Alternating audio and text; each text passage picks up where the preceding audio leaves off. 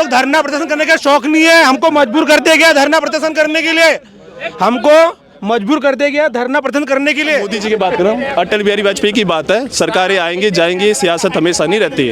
आप गुणगान बंद कीजिए, आज है कल नहीं होंगे। ओबीसी होती है, खिचड़ी खाने वाली की क्या एजुकेशन होती है? जो बच्चा बचपन से खिचड़ी खा के बड़ा हो गया है, उस लेवल के है ही नहीं जो यहाँ बोले हम, लेवल विहीन है। हम जानते ही नहीं कुछ, हमें ना एसटी पता है ना एसटी पता है, कुछ भी नहीं पता। अरे ससुर को क्या चाहिए, अच्छा दामाद ना, हाँ? उसका क्राइटेरिया पूरा कर दिए ना हम। और लगभग सोशल मीडिया को बैन कर दिया गया है। टीवी अखबार में इन खबरों के लिए जगह नहीं है। रेलवे में एक बड़ा हादसा हुआ है, अभी आंकड़े आ रहे हैं, सीएजी के आंकड़े हैं, मेरे नहीं हैं, क्योंकि आजकल आप कुछ बोलिएगा तो जेल में डाल दिए जाएंगे। 3 लाख के करीब पोस्ट खाली है, गैंगमैन के भी पोस्ट खाली है बहुत सारा। जो ड्राइवर हैं, जो गैंगमैन हैं, उनको ओवर ड्यूटी करनी पड़ी है, सीएजी की रिपोर्ट है। टीवी अखबार के लोको पायलट को ओवर टाइम नौकरी करनी पड़ रही है, बड़ा हादसा हुआ है।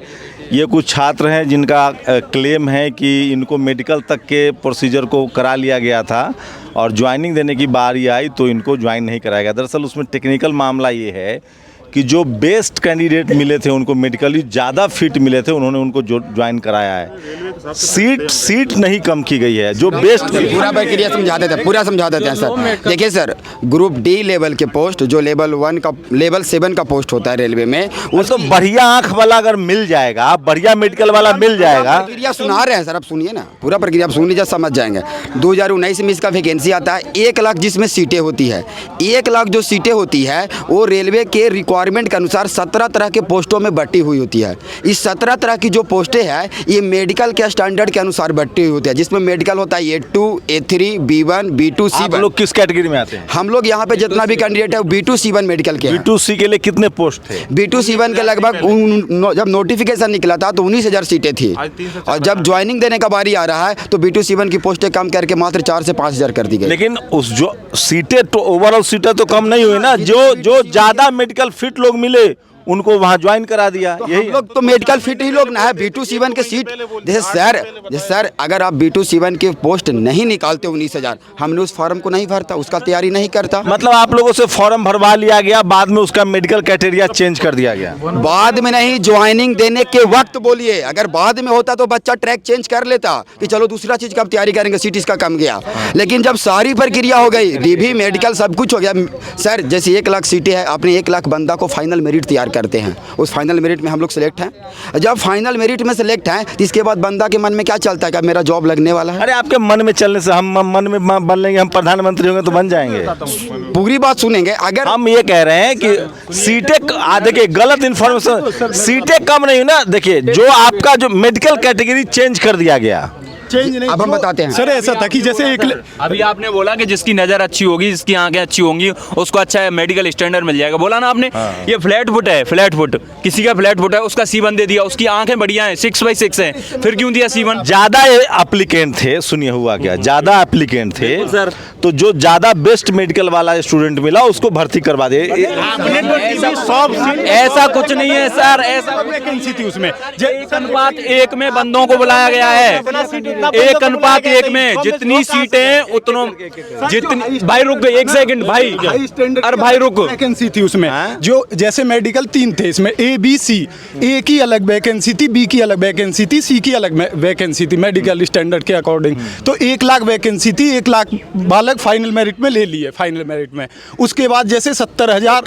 कितने लोग, मतलब आपकी सीटें कितनी थी जब निकली थी? 1 लाख थी। नहीं 1 लाख मत बताओ, 1 लाख टोटल था। नहीं, आपके मेडिकल कैटेगरी में कितनी सीटें? 19,000 सीटें थी। गड़बड़ मत बताइए, जो बात है बताइए, हम इतने बुर्बक भी नहीं। हाँ, 19,000 सीटें थी ना, क्या 19,000 सीटों में ज्वाइनिंग हुई कि नहीं? नहीं हुई। उस 19,000 में घटा के कर दी वो 3,000, और 3,000 में भी वो उन्हें दे दी A और B वाली। 17,000 सीट कहाँ गया? 17,000 खाली है, खाली सीट पड़ा है सर। क्या बात कर रहे हैं? खाली पड़ा है पक्का। क्या नाम है, क्या नाम है? सुनील सिंह राजपूत। सुनील सिंह राजपूत जी, जनरल कैटेगरी जी। आपका क्या नाम है? नवीन कुमार। आप क्या है, कैटेगरी क्या है? EWS है। ईडब्ल्यूएस में आते हो, जनरल है आपका? बिक्कू कुमार ओबीसी। ओबीसी और आप लोग? ओबीसी।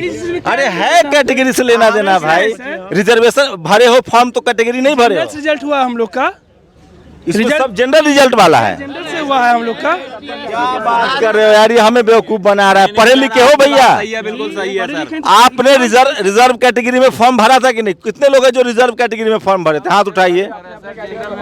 मैक्सिमम जो SC ST OBC के बच्चे हैं। सुप्रीम कोर्ट क्या कहती है, जिसकी एबिलिटी जितनी ज्यादा हो उसको उस रैंक में रखी जाती है। हम लोग जब जनरल अरे मैं आपसे सिर्फ इतना कितना पढ़े लिखे हैं? PG पास है। PG है तो मैं सिर्फ इतना पूछ रहा हूँ सर कि आपकी कैटेगरी क्या है, तो इसमें OBC। हाँ तो बस यही पूछ रहा हूँ ना, इतना बतंगर बना रहे हैं। पूछ रहा हूँ उतना जवाब दीजिए। OBC में आपका? जनरल है हम। जनरल कितने हैं भैया यहाँ? जनरल वाले हाथ उठाइए ना। मेरा रुचि दूसरा चीज जानने में है। जनरल कितने हैं? जनरल, हाँ जनरल। तो मतलब ज्यादातर OBC वाले कितने हैं? अच्छा, ज्यादातर SC ST OBC के बच्चे हैं। Yes sir. ये है ना मामला है। कितने SC ST OBC? हाथ उठा दो भाई। जनरल में क्वालिफाई है, जनरल क्वालिफाई किए हैं, फिर भी हम लोगों को नहीं सीट दिया गया।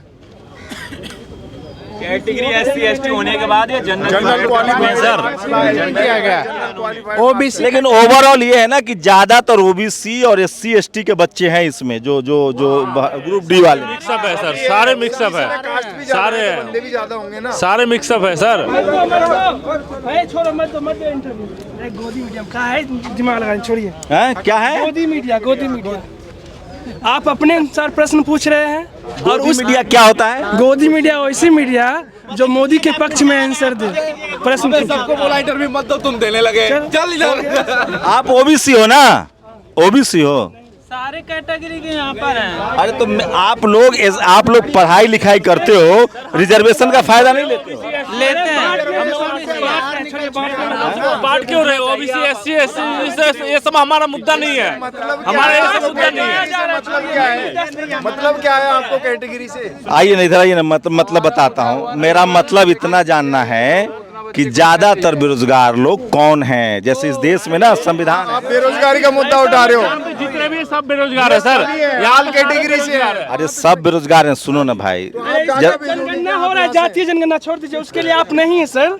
जाइए, इसलिए जातीय जनगणना हो रही है और आप जाति जनगणना के खिलाफ हैं? खिलाफ नहीं है तो पक्ष में भी नहीं है। आप ऐसा जानने वाला क्यों है? अरे सर सुनो ना भाई, हम भी सुनो ना, जितना आप पढ़े लिखे हो ना उससे सुनो तो इधर आओ ना। हम भी हाँ मुद्दा अरे बता रहा हूँ ना भाई, सुन तो लो। इतना समझदार होते तो ग्रुप D का फॉर्म नहीं भरते। पहले कह रहा हूँ सुनो तो, इसीलिए कह रहा हूँ सुनो तो भाई। मैं ये जानना चाह रहा हूँ, 4 साल पहले हम लोग मैट्रिक पास थे, 4 साल BSc पास हो गए, तो उस लेवल पर बोल रहे हैं ना वही सर। आप समझदार होते तो फार्म ही नहीं भरते, तो आप क्यों पास करो? बोलो ही मत। इसीलिए मैं जानना चाह रहा हूँ कि ज्यादातर 1:1 में जब हम क्वालिफाई हैं तो बाहर क्यों रहे? बस यही मुद्दा है। हमारे जिस मेडिकल कैटेगरी सीट है उसी मेडिकल सीट दे दी जाए। आप समझदार तो फार्म नहीं भरते, आप क्यों बोल रहे हो? आप समझदार ही नहीं हो तो सोचिए कितना ग्रेजुएट हो आप लोग। ग्रेजुएट कितने लोग? सर अंगूठा छाप। तो रेले जा रहे हैं हम लोग फेल है, तब तो रेले जा रहे हैं नहीं, कितना एजुकेशन है आपकी? हम लोग। क्या मतलब सर? लटक मैट्रिक पास है, LLP एजुकेशन होती है। खिचड़ी खाने वाली की क्या एजुकेशन होती है? जो बच्चा बचपन से ही खिचड़ी खा के बड़ा हो गया है, उसकी सरकारी स्कूल से पढ़े हो? सब सरकारी स्कूल में हो? बड़ा हुए हैं, कोई मुद्दा नहीं है। अभी आप पढ़े लिखे नहीं हो, अरे हम लोग उस लेवल के है ही नहीं जो यहाँ बोले हम। लेवल विहीन है। आप है ना SC ST से मत आंको इस चीज को। ये सारे के सारे है ना, जो ये B2C बने और लास्ट B2C। एक भी जनरल कैटेगरी का बच्चा नहीं होगा। जनरल नहीं है, कोई SC नहीं है, कोई ST नहीं है, कोई कुछ भी नहीं है। सब B2C वाले मेडिकल वाले हैं। कितना पढ़े लिखे हैं आप? हम ग्रेजुएट हूँ मैं सर। तो ग्रेजुएट है तो आपको पता नहीं SC ST OBC में फॉर्म भरने? कुछ भी नहीं पता, हम जानते ही नहीं है सर। हम जानते ही नहीं कुछ। हमें ना SC पता है ना ST पता है, कुछ भी नहीं पता। अरे ससुर को क्या चाहिए? अच्छा दामाद ना। उसका क्राइटेरिया पूरा कर दिए ना हम। उसके लिए हम सरकारी ब्याह करने के लिए नौकरी चाह रहे हैं। हम ये कहना चाह रहे हैं जो वैकेंसी निकाली है मंत्रालय दहेज लेने के लिए। अरे छोड़िए, मुद्दा वो नहीं है, वैकेंसी जो निकाली है उसके अनुसार दहेज के लिए सर मामला घुमाइए मत, SC ST मधुबाटी की सीधी बात है।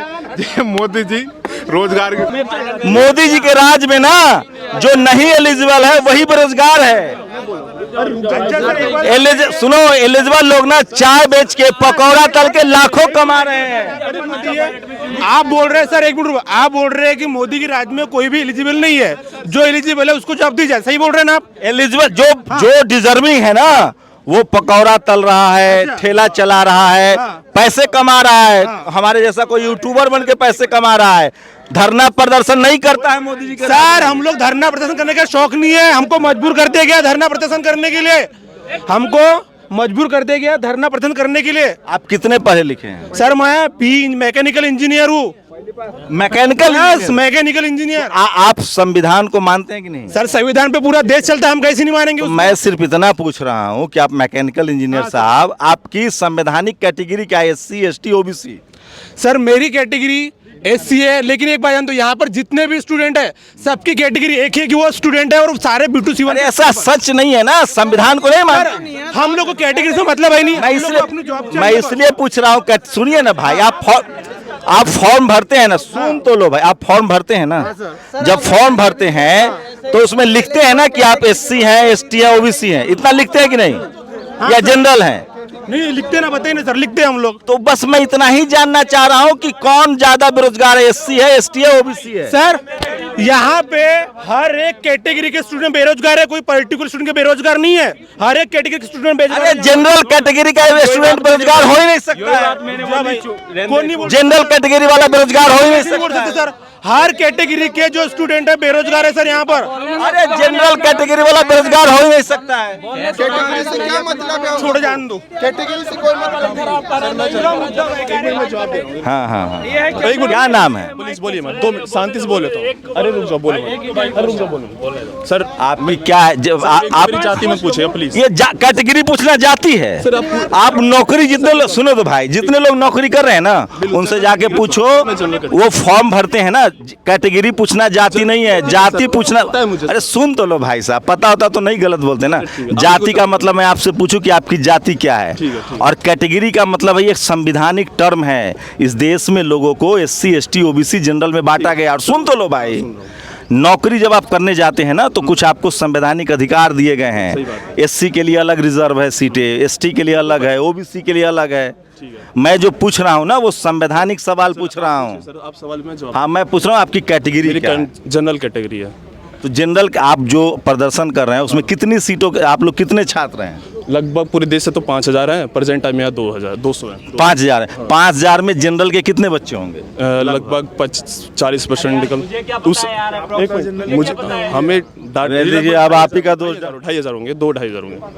5000 में 2500 जनरल है। मुझे इतना डाटा नहीं है, इतना डाटा लेके थोड़ा घूमूंगा मैं, और पूरे 17 जोन में। तो मैं सिर्फ इतना चाह रहा हूँ, सुन तो लीजिए भाई, आप मोदी जी के राज में, सुन लो एकदम मैं कह रहा हूँ कैमरे पर सब लोग, मोदी जी के राज में जो एलिजिबल बच्चा है ना, जो टैलेंटेड बच्चा है, वो चाय बेच के, पान बेच के, पकौड़ा तल के, नाली से गैस निकाल के करोड़ों कमा रहा है। और सुन लो, मैं पत्रकार, मोदी जी के राज में मेक इन इंडिया है, मोदी जी के राज में इंटरप्रेन्योरशिप है, मोदी जी के राज में लोग बिजनेसमैन बनते हैं, नौकरी देता है, नौकरी मांगता नहीं है। सर बिल्कुल सही बात। ये नया इंडिया है। मोदी जी के राज में जो नौकरी मांग रहा है, तारीफ बाद में कर लेना, पहले बात तो सुन लो। आप मोदी बाद में कर लेना, पहले आप you are a representative of people of India, not the Modi. Okay, तो आप क्या पत्रकार क्या होता है? You are the representative of people, not the representative. पत्रकार आप किसके रिप्रेजेंटेटिव हैं? आप लोगों के रिप्रेजेंटेटिव हैं, ना कि मोदी के रिप्रेजेंटेटिव। सारा टीवी अखबार मोदी जी के बारे में बात करता है तो वो देश के जनता के खिलाफ है। प्लीज सर, मैं वो मैं ये कह रहा हूँ कि आपने कहा बिल्कुल ठीक है, बस चाय बेच के लोग करोड़ कमाते हैं, बिल्कुल कमाते हैं, कोई कुछ इंटरप्रेन्योरशिप करता है। तो ये जो रेलवे में जो उड़ीसा में एक्सीडेंट हुआ है ना, आपका रीजन पता है क्या रीजन है? नहीं 3 लाख वो तो रेल मंत्री बताएंगे। सोच समझ के बोलना, एक्सीडेंट पर भाई जेल चले जाओगे। हमको बिल्कुल जानकारी नहीं है। रेलवे के अंदर मेरा बस इतना कहना है, रेलवे के अंदर 3 लाख पद खाली है। सरकार ने पिछले 4 साल से रेलवे में 3 पद भरे नहीं। बाकी और आर्मी, एयरफोर्स सब मिलिट्री पुलिस में निकाल लो तो न जाने कितनी भर्तियां खाली है। अगर वो भर्तियां, अब आप नेतागिरी करने लगे हैं। अच्छा अपनी बात रखना, नेतागिरी हो गया। आप 1 मिनट प्लीज बोल मत यार, आप 2 मिनट मोदी को साइड रखिए, जो मेन मुद्दा है उस पर बात कर लो। प्रधानमंत्री को साइड कर दें। मैंने एक मिनट रुक जाओ। प्रधानमंत्री वर्ड साइड इस्तेमाल नहीं किया मैंने मोदी जी को वर्ड। तो मोदी जी प्रधानमंत्री हैं। आज प्रधानमंत्री कल नहीं होंगे, ठीक है, ये मत विचार, वो लोग हमेशा रहेंगे। 50 तक रहेंगे। सुनिए, ऐसे साइड नहीं करेंगे मोदी जी को, ऐसे साइड नहीं करेंगे हम। हमारे पास एक राइट है। 1 मिनट, अटल बिहारी वाजपेयी, अच्छा मोदी जी की बात कर रहा हूँ। अटल बिहारी वाजपेयी की बात है, सरकारें आएंगे जाएंगे, सियासत हमेशा नहीं रहती। आप गुणगान बंद कीजिए, आज है कल नहीं होंगे। आप इतना अच्छा, हम लोग गुणगान कर रहे हैं उनके। सर मोदी, आज हमने भी मोदी जी को ही वोट दिया। जितने बच्चे हैं ना, आधे से ज्यादा लोगों ने मोदी जी को ही वोट दिया था। अरे मोदी जी को वोट देते तो उनके खिलाफ धरना करने आते। अरे ऐसी अच्छा, अपने हक को माना मोदी जी। हम ना मोदी जी के खिलाफ है ना किसी और चीज के खिलाफ है, बस हमने रेलवे के खिलाफ जो कमियां हो इसको दूर करना है। अरे मोदी जी के लिए सुनो ना भाई, मोदी जी के लिए तो लोग पेट काट के काम कर रहा है, भूखे रह के काम कर रहा है पार्टी के लिए और मोदी जी के लिए। दुनिया में नाम रोशन कर रहे हैं मोदी जी। सर ये कमी, अरे जानवर लाए रुक जाओ प्लीज। क्या भरे? अब लाए थे चीता हो कुल्लू नेशनल पार्क में, मतलब वो तो बेजान था ना, बेजुबान था, मर गया। सोचिए ये हम जुबान वालों कैसे पाल पाएंगे? वो विदेश लाए थे ना। मुझे बस इतना बता दो कि आपकी कैटेगरी क्या है। ओबीसी। मैंने बताया तो कैटेगरी पूछना कानून अपराध नहीं है दोस्त। अनुच्छेद 21 का वायलेशन भी कर रहे हैं आप। क्या अनुच्छेद 21 क्या कहता है? क्या है अनुच्छेद? आप कौन से कहा? एक मिनट कैमरामैन सर, आप कौन से कैटेगरी? मैं तो ओबीसी हूँ। तो ओबीसी से, ओबीसी में कौन से है? फिर जाति पूछ रहा है, मैं कैटेगरी की बात पूछ रहा हूँ भाई। मैं सिर्फ वो कैटेगरी पूछ रहा हूँ, मुझे इतना मत खेलो, हम अपने लाल बुझक्कर हैं। इसीलिए तो लाल लेके आए। हाँ तो मैं पूछ रहा हूँ, मुझे कैटेगरी सुनो। मैं कैटेगरी क्यों जान रहा हूँ समझो। मैं ये कह रहा हूँ ना, इस देश में अगर SC ST OBC के बच्चे ज़्यादा बेरोजगार हैं तो कोई नोटिस नहीं लेता है। अगर जनरल की संख्या ज़्यादा हो जाए ना, मैं इसलिए कह, आप जो समझ रहे हो ना, आपको समझ में नहीं आ रहा, पहले नेशनल दस्तक देखना फिर आपको समझ में आएगा। इसलिए मैं कह रहा हूँ कॉन्स्टिट्यूशनल टर्म्स में बात करना कोई बड़ी खबर नहीं है। मैं ये जानने की कोशिश कर रहा हूँ, मेरी रुचि है कि ज़्यादातर जो गरीब हैं, ज़्यादातर जो बेरोजगार बच्चे हैं, वो किस सोसाइटी से, किस समाज से ताल्लुक़ रखते हैं। फिर मैं कम्युनिटी भी नहीं पूछ रहा हूँ, वही कॉन्स्टिट्यूशनल टर्म्स है। इस देश में सबको पता है कि OBC की कौन सी जातियाँ हैं, शेड्यूल कास्ट की कौन सी जातियाँ हैं, जनरल कैटेगरी की कौन सी जातियाँ। तो हम कभी भी संविधान को नहीं तोड़ते हैं। हम ये जानना चाह रहे हैं कि जो बेरोजगार हैं, इनमें ज़्यादातर लोग किस कम्युनिटी से आते हैं। क्या वो खेतिहर मजदूर हैं, क्या वो अमीरों के बच्चे हैं? बस इतना जानना मेरा रुचि था। बाकी सुन तो लो, उसमें भी मैं संविधान के खिलाफ नहीं जाता हूँ। किसी से कैटेगरी पूछना अपराध नहीं है, आप मुझसे जाति पूछना अपराध है। लेकिन किसी से SC ST OBC संविधान, हम जब फॉर्म भरते हैं ना कॉलेज में, यूनिवर्सिटी में, नौकरी में, तो ये फॉर्म में भरा रहता है। तो मैं सिर्फ ये जानना चाह रहा था कि ज़्यादातर किस कैटेगरी के बच्चे हैं और क्या सरकार को इनसे फ़र्क पड़ता है या नहीं पड़ता है। बाकी आपकी अपनी समझ है, मेरी अपनी समझ है, आप अपने समझ के लिए स्वतंत्र हैं। हमारा चैनल देखिएगा, फिर आपको बहुत सारे grievances, if you belong to OBC category, आपको पता चल जाएगा। हाँ, आधा घंटा डिस्कस कर रहे हैं बात को। जो रेलवे बच्चे यहाँ उपस्थित हुए हैं उनका रीज़न पता चला? हमको पता चल गया, लेकिन हमारा रुचि, हम क्या करें, हमारे एक सुन तो लीजिए भाई, हमारे एक रिपोर्टर ने इंटरव्यू किया आप लोगों का।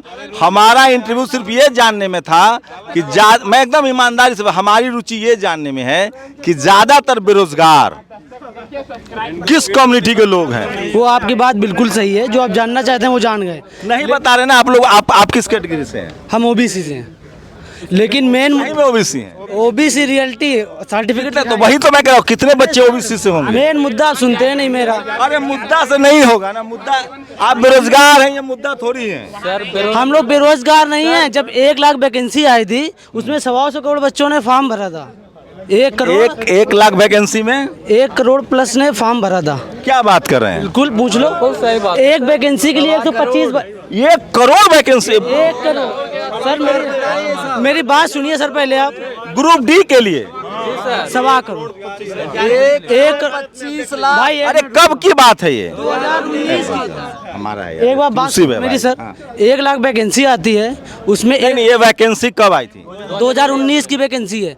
पूरा 2 मिनट मेरी बात सुन लो आप। 1 लाख सीट थी और 1.25 करोड़ बच्चों ने फॉर्म भरा। हाँ, उसका 5 साल प्रक्रिया पूरा होने में लगता है। हम लोगों ने कोरोना आया उसको फेस किया, उसके बाद एग्ज़ाम दिया, मेडिकल हुआ, डीवी हुआ, होने के बाद 1:1 में, मतलब 1 लाख वैकेंसी है तो 1 लाख बच्चा सिलेक्ट होता है। 125 में एक बच्चा सिलेक्ट हो गया, फाइनल पोजीशन पे आता है। 1 लाख वैकेंसी है तो 1 लाख बच्चा सिलेक्ट हो गया। उसको तो ये लगा ना कि 1 लाख वैकेंसी है तो 1 लाख सिलेक्ट हो गया, मेडिकल फिट हो गया, सब कुछ फिट हो गया। जब फाइनल ज्वाइनिंग नंबर आता है तो बोल दिया जाता है कि ये कैटेगरी B2C1 की सीट आप है। लोगों को कोई दुश्मनी है क्या सरकार से? अब ये सरकार बताए ना। आप इतने सवाल तो कितने थोड़ा रेल भवन में जाके कुछ सवाल पूछ लीजिए। कितने सीटें कम हुई है? कितनी सीटें कम हुई? लगभग 19,000 सीटें थी, अब ये सीटें 4 से 5 हज़ार गई। अब बताइए। ना सर, लो मेडिकल को टारगेट करके कम किया गया है, और सर एक चीज़ सिर्फ लो मेडिकल को। ये भी जितने बच्चे हैं ना यहाँ पे, इतनी वैकेंसी ऑलरेडी खाली है। ये भी नहीं कहते वैकेंसियाँ खाली हैं, वो वैकेंसी खाली रहेंगी। अगर इनको कन्वर्ट कर दिया जाए B2C1 में तो ये सब बच्चे उसी में एडजस्ट हो जाएंगे, क्योंकि 1:1 में लिया गया है। एक भी ऐसा बच्चा नहीं है कि 10 वैकेंसी हो तो 11 बच्चे लिए जाएं, एक को हटाया जाए। जितनी वैकेंसियाँ उतने बच्चे लिए गए, तो घर में सबको खुशियाँ आ गई थी। बच्चों से पूछे, समस्या को समझ गए। अब थोड़ा रियल भवन में जाके इस बात को उठाइए कि बच्चे बाहर बेरोजगार क्यों हो रहे हैं, बाहर क्यों। चैनल कौन सा देखते हो? टीवी अखबार कौन सा देखते हम सारे चैनल बुलेट करके देखते हैं। हो? कौन चैनल? ABP देखते हैं, इसके बाद आज तक देखते हैं। अब आज का दस्तक देखेंगे। नहीं चैनल कौन सा देखते हो? ये चैनल हमारे ऊपर है, जो मन हुआ है। तो जो चैनल देखते हो ना, उन पत्रकारों की और उन चैनलों की हैसियत नहीं है कि वो आपसे आके बात कर लें। कल ताला लग जाएगा।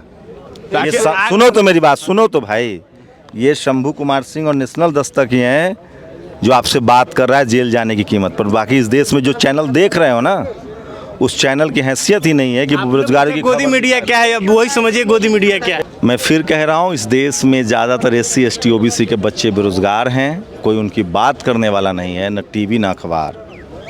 और मैं जानबूझकर ये बात बोलूँगा कि ये सब मोदी जी को बदनाम कर रहे हैं।